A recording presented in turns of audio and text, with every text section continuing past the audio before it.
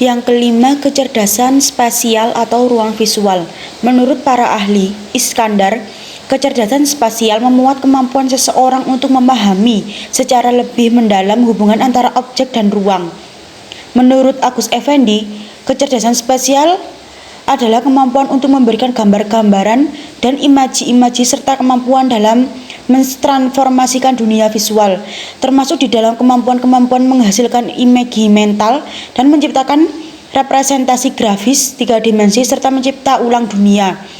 Menurut pendapat individu dengan kecerdasan spasial memiliki kemampuan yang sangat kuat dalam memvisualisasikan gambar dan memahami hubungan spasial. Individu seringkali memiliki banyak sekali imajinasi dan sangat pandai dalam mengolah informasi visual. Kesulitan dalam kecerdasan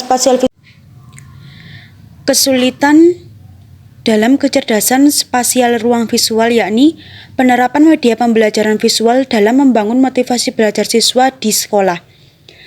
Dalam pembelajaran daring siswa, kurang menunjukkan indikator motivasi belajar saat pembelajaran, seperti siswa mengantuk, tidak memberikan perhatian, kurang aktif, dan tidak begitu tertarik dalam pembelajaran. Oleh karena itu, peneliti mulai menerapkan solusi, yaitu menyajikan media pembelajaran visual yang mengajar dalam kelas. Hal ini sesuai dengan penelitian sebelumnya dari Sugiyasih yang menyatakan bahwa salah satu faktor yang mempengaruhi motivasi belajar yakni adalah penerapan media belajar. Solusi mengatasi masalah tersebut diantaranya adalah: yang pertama, tahap persiapan, merancang dan menyajikan media pembelajaran visual dengan mempertimbangkan karakteristik, menyajikan materi pembelajaran dengan media PowerPoint yang didesain menarik mungkin. PPT tersebut dikombinasikan dengan gambar yang kreatif, menarik perhatian siswa.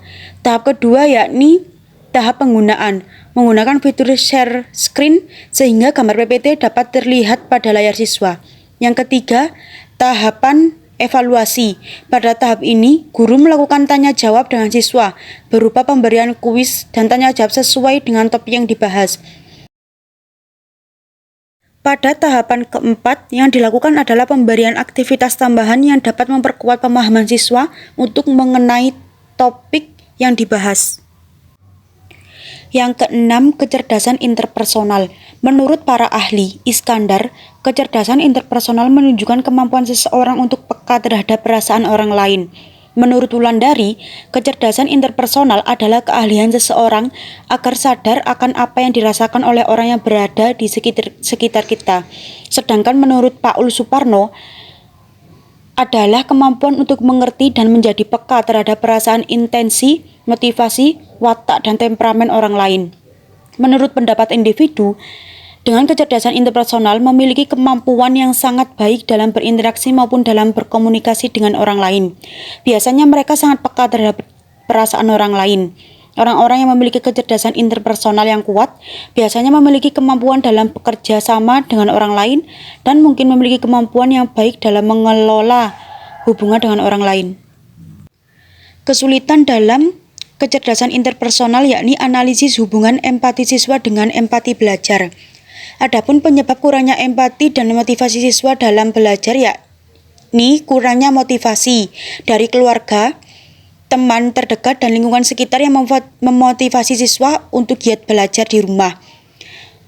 Hubungan antara empati siswa dengan motivasi belajar siswa adalah empati dari siswa akan mampu mempengaruhi motivasi belajar dari siswa.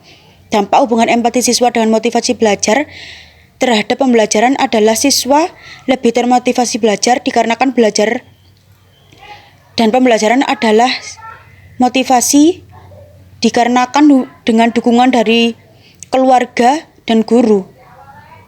Solusi dalam kurangnya empati ini yakni yang pertama, peran guru sangat penting saat pembelajaran di dalam kelas. Yang kedua, lingkungan sekitar juga sangat mempengaruhi karena siswa terkadang tidak berempati terhadap apa yang dilihatnya. Yang ketiga, dukungan dari keluarga. Tunjukkan perilaku empati dalam kehidupan sehari-hari. Yang keempat, saling support satu sama lain dengan teman agar mudah dalam menyelesaikan tugas. Yang ketujuh, kecerdasan intrapersonal. Menurut para ahli, Iskandar, kecerdasan intrapersonal merupakan kemampuan seseorang untuk peka terhadap perasaannya sendiri. Menurut Gardner, Kecerdasan intrapersonal adalah pemahaman terhadap diri sendiri dan kemampuan untuk bertindak berdasarkan pengetahuan seseorang. Menurut pendapat individu, kecerdasan intrapersonal adalah kemampuan untuk memahami diri sendiri dan mengelola emosi. Orang-orang yang memiliki kecerdasan intrapersonal yang tinggi mungkin memiliki kemampuan yang baik untuk memahami motivasi dan emosi mereka sendiri, serta mengelola emosi dengan efektif. Kesulitan yang terjadi pada kecerdasan intrapersonal yakni manajemen kecerdasan emosi guru mengatasi kenakalan remaja. Guru profesional transformasional adalah guru yang memiliki manajemen kecerdasan emosional dalam memahami peserta didik, serta kemampuan peserta didik. Selanjutnya mampu memotivasi, menghargai, menerima kelebihan dan kekurangan peserta didik. Zakiyah Drajat 2016 menyatakan bahwa kenakalan remaja adalah situasi terjadinya gangguan kejiwaan atas adanya ketegangan dalam diri anak remaja. Kehidupan sehari-hari selalu gelisah dan cemas sehingga kehidupan sosialnya menjadi terganggu karena tidak mampu berperilaku sesuai dengan aturan yang ditetapkan. Bahkan kadang hingga melanggar hukum, seperti mencuri, berkelahi, menyakiti orang lain karena tidak patuh padanya, membuat keributan di kelompok yang diikutinya, melanggar aturan agama. Jadi banyak aturan yang dilanggar mengakibatkan anak remaja membuat ketidaknyamanan terhadap kepentingan umum. Upaya penanggulangan kenakalan remaja diantaranya adalah yang pertama, guru sebagai pendidik tentunya berhubungan dengan pembentukan afektif siswa, menjadi siswa memiliki sikap yang lebih baik. Yang kedua, guru sebagai pembimbing dalam melakukan kegiatan pembelajaran peserta didik yang memiliki latar belakang yang berbeda. Yang ketiga, melatih, mendampingi, membina para peserta didik untuk melakukan kegiatan pembelajaran. Yang keempat, melaksanakan evaluasi dan penilaian. Ini dilakukan untuk mengetahui pencapaian kegiatan pembelajaran. Semua tugas dan tanggung jawab ini membutuhkan manajemen kecerdasan emosional guru, sehingga peserta didik nyaman dan bisa mengatasi timbulnya kenakalan remaja.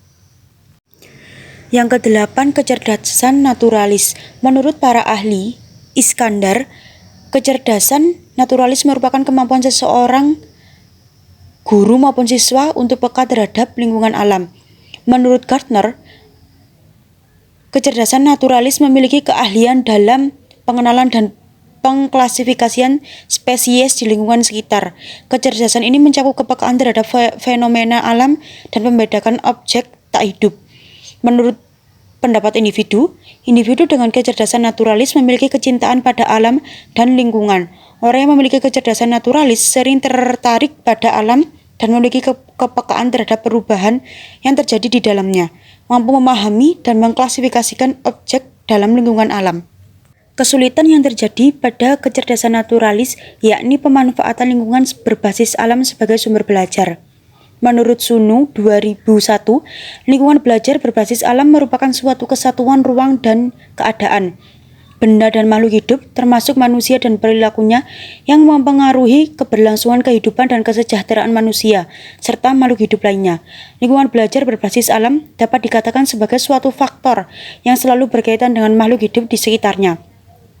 Dalam proses pembelajaran, terdapat hambatan yang menjadi kendala dalam proses pembelajaran bagi pendidik maupun peserta didik, yaitu yang pertama, peserta didik melakukan percobaan tidak sesuai dengan aturan yang sudah diberikan, seperti peserta didik pada contoh materi daur ulang air membuang air hasil percobaan beberapa peserta didik dan mengganggu terhadap percobaan temannya ketika pemanfaatan lingkungan berbasis alam. Yang kedua, sering terjadi peserta didik tidak teratur dalam melakukan percobaan. Solusi untuk mengatasi setiap hambatan-hambatan yang terjadi dalam proses pembelajaran yakni dengan cara menegur dan menasihati peserta didik.